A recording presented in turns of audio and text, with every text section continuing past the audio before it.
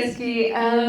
I'd love for you to obviously introduce yourself and mainly focus on the journey that led you to Metropolitan specifically, and then we'll go into the biggest blunder. Okay, awesome. Thank you so much, and greetings to everyone, and all protocol observed. I've always wanted to say that. All right, my name is Keski Vusumuzi Wagwandaba. Okay, born and bred in Soweto, Senawane, to a family of 7. I'm the last born, the only boy. So you can imagine how small I am. And but having said that, one did not have an easy upbringing, and because we had to really make do as a family with money that came from my dad, who is now passed on, and who was a driver, and my mom, who was a domestic worker. And they raised all of us in that environment. And one of the things that I determined to do was to make sure that I don't allow my kids to go through a similar experience and having to be determined to really push and get somewhere.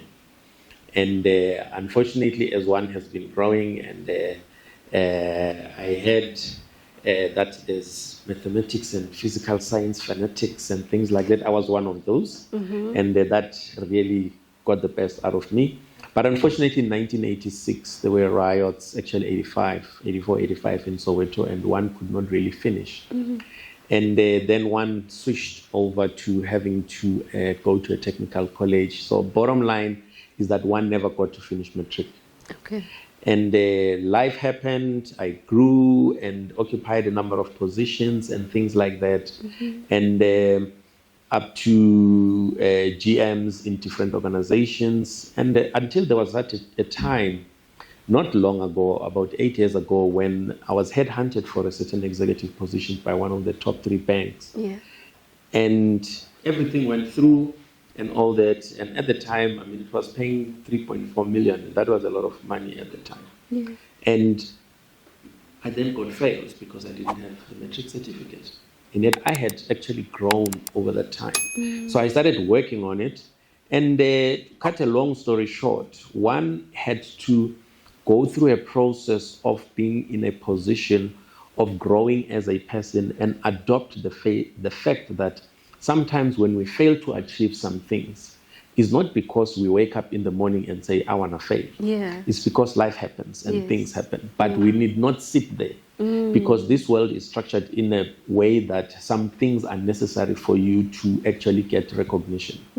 And right now, as we sit, I did get my matric. As a 55-year-old, I only got my matric 6 years ago. Okay? My matric certificate.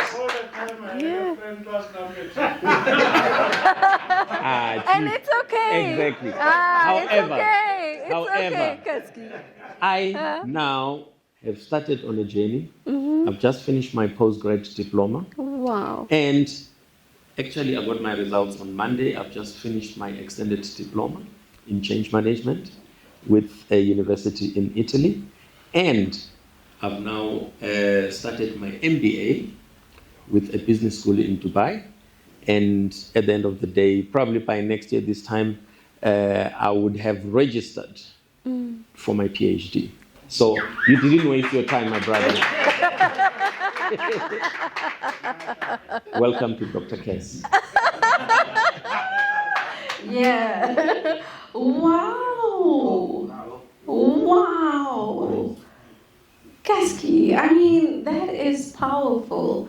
That the lack of a matric certificate didn't stop you from making progress in your life. And when it did, you're like, okay, I'm not just going to go for that matric certificate. I'm going to go all the way to PhD.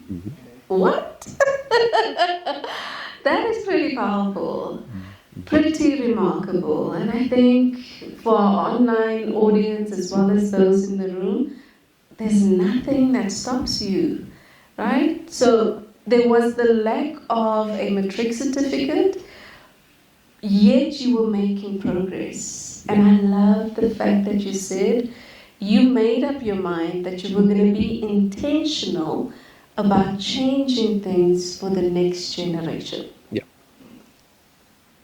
Powerful. And that intentionality happened without a matric certificate.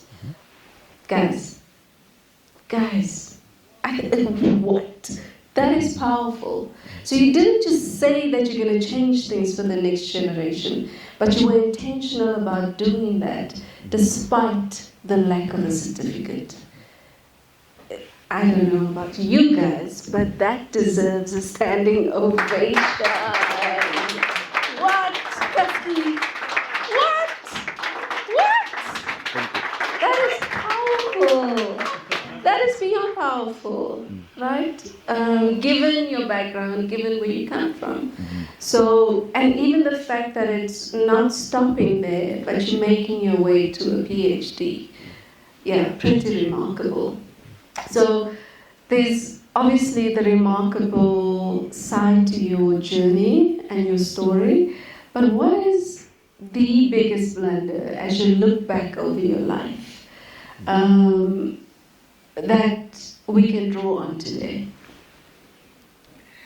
I must say that life is an interesting thing in that we live life thinking failure is something that is problematic. Actually, failure is an opportunity to launch you to the next level. Yeah. Because good sailors are not made from people who take a boat at Valdem and just chilling there. You need to be in turbulent environments. Yeah. And that's what defines you.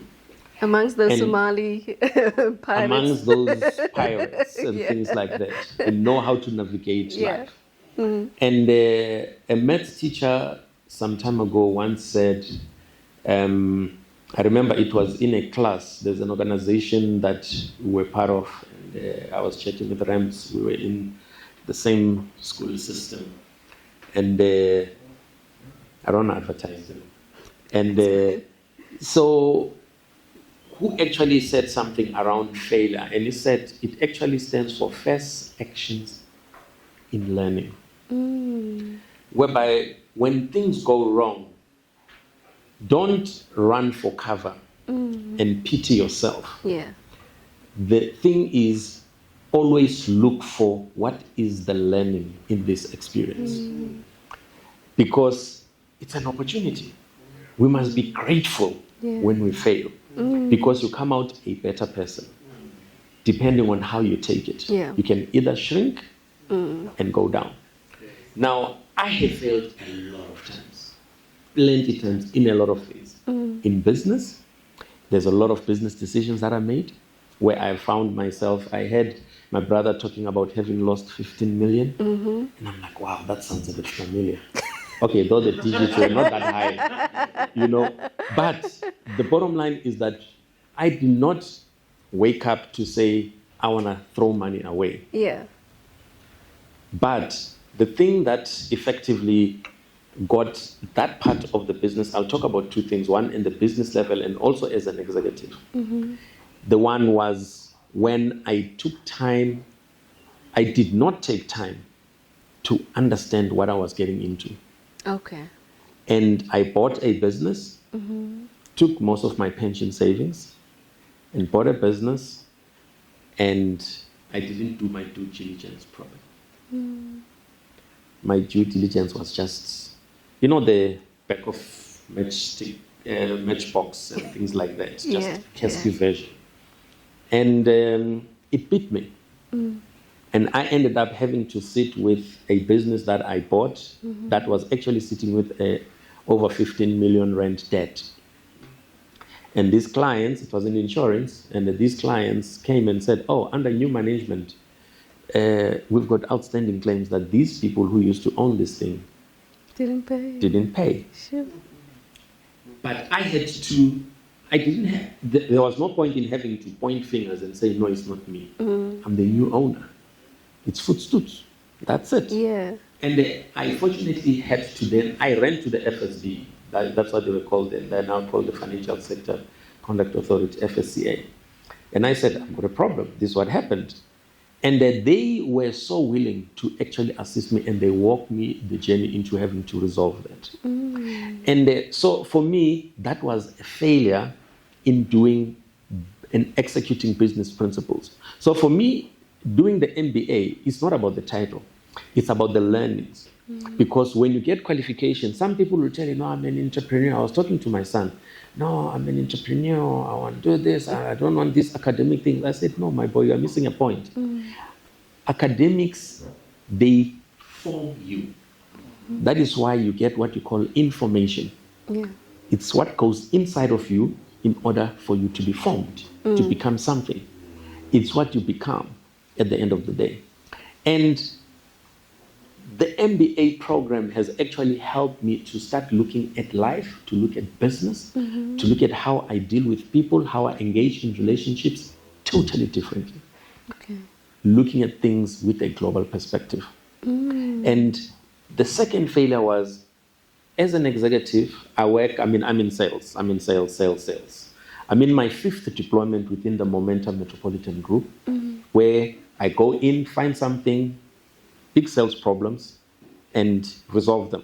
Make sure that the sales engine and mechanics, they actually deliver. Yeah. And the way we can be able to deliver over R1 billion in revenue on an annual basis. Wow. And counting. And they have been in the different areas. But there was this one situation where I measure my success according to how much my sales team earns.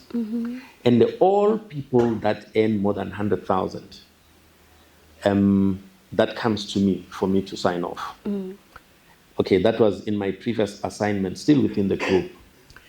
And the more I sat on a Monday morning after production closing, the longer I sat, I felt good, because it means I was signing off more people who were earning more than that. 100,000, over 100,000, over 100,000. But there was this guy that stood out. He was always making over 460,000 a month. Everything looked legit. I did my checks and balances and everything else. He was earning 460. And then after that, 470, then 520 the other month. And then you unpack. I even called him to conferences, come and speak and motivate the guys. How are you doing it? And he'll come, he'll speak and everything else. And fortunately, it was finally discovered that it was all fraud. And the part which I regard as have failed was, number one, not to have seen this thing that it's too good to be true. But there was nothing that was tangible. And you don't want to really challenge a guy. If it's good, it's good. I mean, what can I say? And I did my checks and balances, so I failed to identify the issue until the thing exploded on its own. And on top of that, followed the normal HR process, but the guy played the system such that we could not even hold a hearing. After he surrendered, he put his resignation. I rejected the resignation. But once a person has resigned, you can't do anything else. Yeah. And we could not have an inquiry. I can't debar him. I can't do anything else. Now, for me, that was one of those heavy failures that put a dent on me. But fortunately, because of the level of excellence in delivery, in having to produce outstanding sales systems, I have still been given opportunities to go and operate other things. I've just come out of an assignment of running 5 African countries. And right now, I've just started in January looking after Gauteng, Northwest, and the Free State.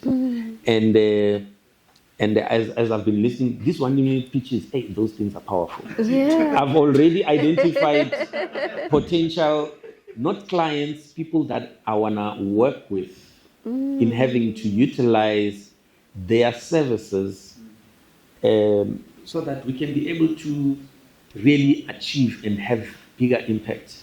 My brother, we need to talk.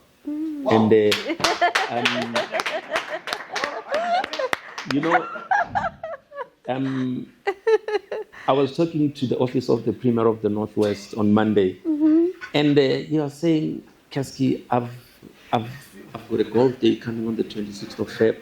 I want 1, 2, 3, 4, and things like that.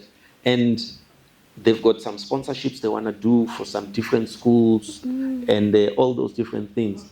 And for me, at the end of the day, it is all about how can we leverage the skills that are actually around here, that we can utilize people that are really geared up to go out and do something so that we can be able to make and gain traction of improvement. The failures that took place in the past, let them not define you, but let them position you. Thanks. Yes. I'm loving this session because we've got new business coming out of it. We've got lessons coming out of it. And I think it's Rihanna that said, never failure, always a lesson. That's it. So thank you so much for sharing that. And I think one of the key takeaways from you sharing that those two blunders is to do your homework. And I feel like you had a sense that this was too good to be true with that guy, but you didn't follow that intuition. So from a woman who believes in her intuition, it has never let me down. I think that's also important. That when something feels off, when something feels like it's too good to be true, it possibly is, right? That's true. And I think that then gives you the space to start investigating, to look deeper. But thank you for sharing that blunder. And I think the key outcome, the first one, is to do your homework. And even if you don't and you do fail, is then to take accountability. Because when you did, you got the help that you needed to fix it, right? So yeah, even when we do fail, when we do get it wrong, I think it's important to take accountability. So what's the biggest lesson from those blunders, or even another lesson that you'd like to leave with our audience today, Kasky? Thank you so much for that question. The biggest thing that I would actually say is take your time. You know, I come from an engineering background. And one of the things that we learned was measure twice so that you can cut once. Take time to understand and analyze things. The same thing when it comes to getting into relationships, getting into deals, getting into any changes. Be slow to shift. Even when you have a business opportunity and you are still working, rather embrace that thing of saying, do I have cash flow that can keep my business afloat, even if it doesn't make a cent, for at least a certain number of months? Yeah. At least 24 months. Is that 24 months? Yeah, please. Okay, there we go. Take it from me. She has spoken. And 24 months. Yeah. That is why then you don't end up fighting government. You are taking more than 9 months to pay me. It's fine. It's still within the 24 months window. Yeah. But you will stress people out if you ignore the basics. So therefore, take your time, measure twice so that you can cut once. It's a very, very important thing. Before you get into relationships, check people out. Is it romantic? Is it business? Is it just manage your brand?